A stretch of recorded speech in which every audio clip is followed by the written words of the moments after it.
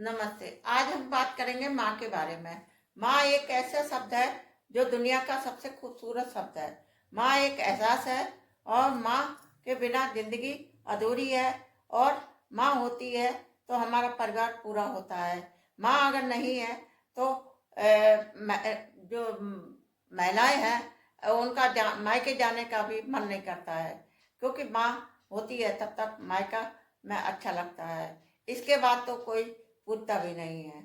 शायद ही कोई ऐसा हो जो मायके में मान सम्मान, माँ होती है तो मान सम्मान मिलता है। माँ माँ अपने बच्चे को निस्वार्थ भाव से ही प्यार करती है। उसके अंदर कोई ऐसा स्वार्थ नहीं होता है कि वो ये सोचे कि हाँ ये हमारा आगे हमारे काम आएगा तो हम इसको प्यार करें।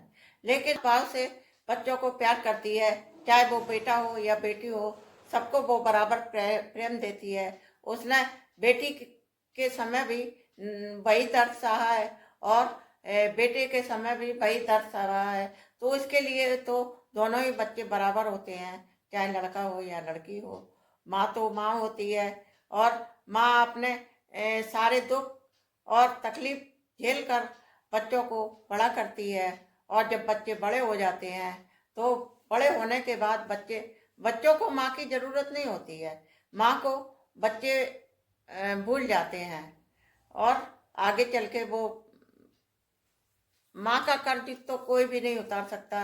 मैं जब बच्चा छोटा होता है सबसे पहले माँ उसकी देख रेख करती है और बच्चे की पोटी साफ करती है। तो बच्चा कितना भी प्यार करे लेकिन वो भाव जो माँ के अंदर भाव था वो बेटे के अंदर नहीं आएगा। बेटा कभी बेटा या बेटी कभी वो माँ का कर्ज नहीं उतार सकती। माँ जब पोटी धोती है तो उसके अंदर घृणा का भाव नहीं आता है। जब बेटा कभी ऐसा करता है तो उसके अंदर एक घृणा का भाव आ जाता है। तो वो माँ का कर्ज कभी नहीं उतार सकता। तो बच्चे जब बड़े हो जाते हैं तो वो सब कुछ भूल जाते हैं और बेटियां याद भी रखती हैं, लेकिन वो पराए घर होती हैं तो बेटियों को तो मतलब कोई वो ही नहीं है कि माँ की देख रेख कैसे करें।